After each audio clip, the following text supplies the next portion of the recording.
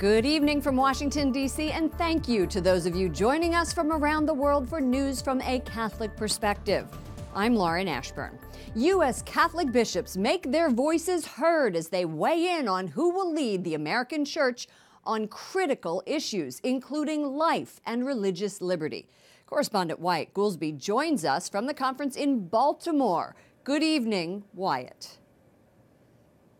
Good evening, Lauren. America's bishops are making a move many see as an endorsement of St. John Paul II's term, culture of life. They've elected Archbishop Joseph Naumann of Kansas City to be the chairman of the conference's committee on pro-life activities. That means he'll be leading the charge against abortion and euthanasia.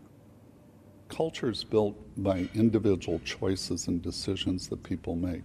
So sometimes that seems like, well, how do you build a culture of life? But it's each one of us, choosing to value life and to respect it, to uphold its dignity.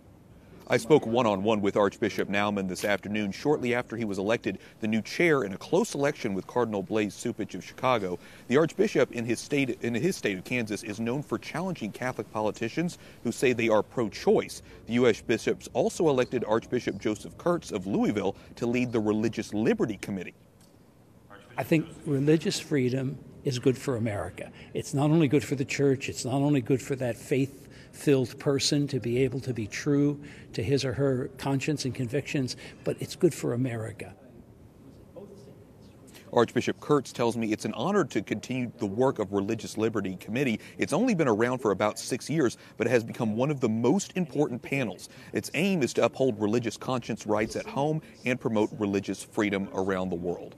Now, both Archbishop Kurtz and Archbishop Naumann will take their new 3-year terms in the fall of next year. Lauren? Wyatt, I understand the archbishops see a connection between being pro-life and promoting religious liberty. How did they describe that connection?